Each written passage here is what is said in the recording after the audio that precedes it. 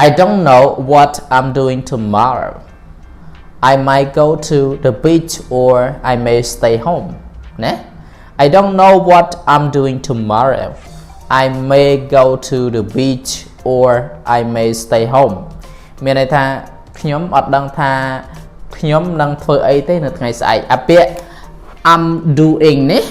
I'm doing នេះគេនិយាយពី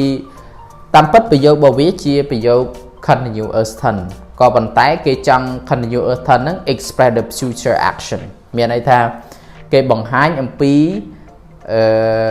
បញ្ជាក់អំពីសកម្មភាពដែលនឹងកើតឡើងក្នុងអនាគត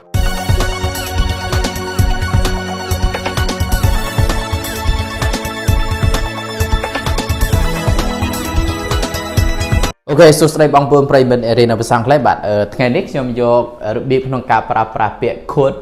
may ហើយនិង might ណា could may might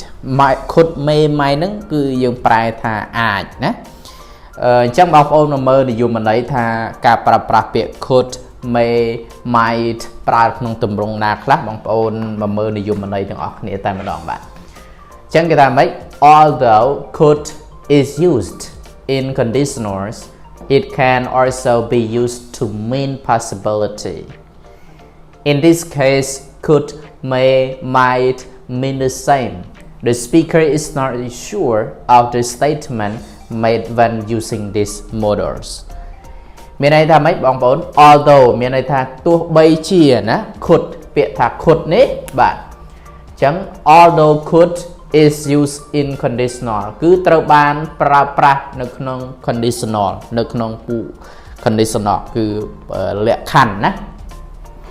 it can also be used to mean possibility it នេះគឺសំដៅលើ could នេះ could ហ្នឹងក៏អាចត្រូវបានណាក៏អាចត្រូវបានប្រើប្រាស់ដែលមានន័យ to mean ហ្នឹងគឺមានន័យថា possibility ភាពដែលអាចទៅរួចអ្វីដែលវា possible អ្វីដែលវាអាចទៅរួចបងប្អូនបាទ in this case នៅក្នុងករណីនេះ in this case នៅក្នុងករណីនេះ could may might ណា could may might គឺពាក្យ could ពាក្យ may ពាក្យ might ដែលយើងប្រែថាអាចអញ្ចឹងណា mean the same គឺមានន័យដូចគ្នាអញ្ចឹងខ្ញុំចង់បញ្ជាក់ថាទោះបីជា could ហ្នឹងគឺត្រូវបានគេប្រើប្រាស់នៅក្នុងប្រភេទនៃ conditional clause ក៏ដោយប៉ុន្តែនៅក្នុងករណីនេះគឺយើងប្រើ could may might ហ្នឹងគឺមានអត្ថន័យដូចគ្នាដែលមានអត្ថន័យថា possibility មានន័យថាភាពដែលអាចទៅរួចរឿងដែលវាអាចកើតឡើងទៅបានបាទអញ្ចឹង the speaker បាទ the speaker ហ្នឹងគឺអ្នកនិយាយ is not sure អ្នកនិយាយហ្នឹងគឺអត់ច្បាស់លាស់អំពី statement គឺអំពីការលើកឡើងអំពីការថ្លែងការណ៍ statement ហ្នឹងថ្លែងការណ៍ឬក៏ការនិយាយឡើង made ដែលធ្វើឡើង when using this model នៅពេលដែលប្រើប្រាស់នៅឧបមាពាក្យឧបមាទាំងអស់នេះបាទអញ្ចឹងខ្ញុំសរុបឡើងវិញថា could may might គឺយើងប្រែដូចគ្នាយើងប្រែថាអាចណា possibility អាចទៅរួចណាអញ្ចឹង clear មួយទៀតថាអ្នកនិយាយ speaker ហ្នឹងគឺគាត់អត់ច្បាស់អំពី statement ដែលបានធ្វើឡើងទេអញ្ចឹងបងប្អូនមកមើលឧទាហរណ៍អត់ច្បាស់លាស់អត់ច្បាស់ហ្នឹងមានន័យថាម៉េចមានន័យថាប្រហែលជាភ្លៀងហ្នឹងអូខេយើងប្រែថាប្រហែលអូល្ងាចនេះប្រហែលជាខ្ញុំមកបានទៅចូលរួមកម្មវិធីនេះឯងអាប្រហែលហ្នឹងគឺគេប្រើពាក្យ could may might ដែលវាស្ថិតក្នុង possibility ណាអូខេចាំបងប្អូនមើលឧទាហរណ៍ណាបងប្អូនបាទឧទាហរណ៍ថាម៉េច it might rain tomorrow it might rain tomorrow ប្រែថាម៉េចវាអាចដែរស្អែកអាចវាអាចភ្លៀងដែរ it might rain tomorrow អូខេទេអញ្ចឹង might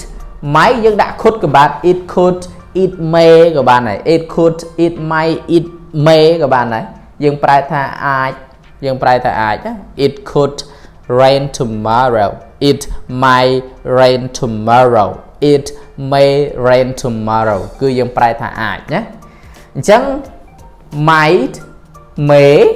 ឬក៏ could គឺយើងប្រែថាអាចដែលអត្ថន័យរបស់វាគឺ possibility តោះណាបងប្អូនបាទអញ្ចឹងបងប្អូនមិនត្រឹមតែដាក់ might កន្លែងទេបងប្អូនអាចដាក់ could ក៏បានដាក់ may ក៏បានណាប៉ុន្តែខ្ញុំយក might ជាគោលយកមកប្រើកន្លែងនេះតោះណាបងប្អូនបាទ mà mơ ưu tiêu ho tiền ná bằng bốn bạn ưu tiêu ho tha the president said that there might be a strike next week but the president said that there might be a strike next week miền này thầm mấy phần thiên này từ phần đấy ban lực lang thả said that ban lực lang thả ai nè there might be ai nâng miền ca với cột tự cảm nơi sắp đà cõi strike phải thật cột tự cảm bạn next week nơi sắp đà cõi chẳng biết mightคือมี possibility เรื่องได้về ai nâng ca lại phần thiên này từ phần đấy quạt conแต่ปันประมาณแต่สัปดาห์ก่อนไอ้หนึ่งมีการฝึกโคตรกรรมเฮ้ยจัง there might be a strike next week but we did I don't know what I'm doing tomorrow I might go to the beach or I may stay home นะ I don't know what I'm doing tomorrow I may go to the beach or I may stay home មានន័យថាខ្ញុំអត់ដឹងថាខ្ញុំនឹងធ្វើអីទេនៅថ្ងៃស្អែកអាពាក្យ I'm doing នេះ I'm doing នេះគេនិយាយពី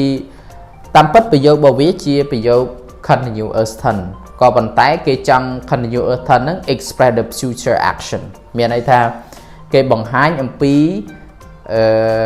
បញ្ជាក់អំពីសកម្មភាពដែលនឹងកើតឡើងក្នុងអនាគតអញ្ចឹងក៏អត់ប្រែថាខ្ញុំកំពុងធ្វើទេគេប្រែថា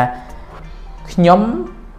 I don't know what I'm doing tomorrow ខ្ញុំមកដឹងថាខ្ញុំនឹងទេខ្ញុំមកដឹងថាខ្ញុំនឹងធ្វើអីទេនៅថ្ងៃស្អែក I don't know what I'm doing tomorrow អូខេអញ្ចឹង I may go to the beach or I may stay home ខ្ញុំប្រហែលអូខេគេប្រើពាក្យប្រហែលឬក៏អាចយើងប្រែថាខ្ញុំអាចទៅលេងសមុទ្រណា beach ហ្នឹងគឺឆ្នេរសមុទ្រខ្ញុំអាចទៅលេងនៅឆ្នេរសមុទ្រឬក៏ខ្ញុំអាចនៅផ្ទះ I may stay home អូខេណាចឹងពាក្យមេបងប្អូនឃើញទេមេហ្នឹងគឺជាប្រភេទនៃ possibility រឿងដែលវាអាចកើតឡើងបាទមួយទៀត I may not be able to go with you tonight ណា I may not be able to go with you tonight មានន័យថាខ្ញុំប្រហែលជាអត់បានឬក៏ខ្ញុំប្រហែលជាអត់អាចទៅចូលរួមទៅជាមួយនឹងឯងបានទេនៅយប់នេះណា I may not be able to go with you tonight ខ្ញុំប្រហែលជាអត់អាចបានទៅជាមួយនឹងឯងទេយប់នេះប្រហែលឃើញទេអញ្ចឹងសកម្មភាពរបស់វាគឺ may could អីហ្នឹងគឺស្ថិតតែជាប្រភេទនៃកិរិយាសព្ទដែលប្រើជាមួយនឹងពួក possibility រឿងដែលវាអាចនឹងកើតឡើងអូខេអញ្ចឹងខ្ញុំសរុបឡើងវិញបងប្អូនអាចយកពាក្យ could ពាក្យ may ពាក្យ might ហ្នឹងគឺជំនួសឲ្យគ្នាទៅវិញបានដែលយើងប្រែថាអាចទៅរួចហើយសកម្មភាពរបស់វាគឺ 50% អាចនឹងកើតឡើង I may not be able to go with you tonight ខ្ញុំអត់អាចប្រហែលជាមិនអាចទៅចូលរួមជាមួយនឹងឯងបានទេនៅយប់នេះទៅឧទាហរណ៍ថាខ្ញុំប្រហែលជាអត់អាចទៅផ្ទះឬក៏ខ្ញុំអត់អាចទៅកម្មវិធីបុណ្យជាមួយនឹងឯងបានទេនៅថ្ងៃស្អែកណា I may not be able to join ណាthe ceremony with you tomorrow ចឹងទៅអូខេអញ្ចឹងសង្ឃឹមថាបងប្អូនបានយល់ហើយបើសិនជាបងប្អូនមានចម្ងល់ហើយបងប្អូន comment ពីក្រោមវីដេអូហ្នឹងមកខ្ញុំនឹងព្យាយាមរកគន្លឹះដែលធ្វើឲ្យបងប្អូនឆាប់យល់ក្នុងរបៀបក្នុងការប្រើប្រាស់ភាសាអង់គ្លេសបាទអូខេបាយបាយជួបគ្នានៅវីដេអូក្រោយទៀតបាយបាយ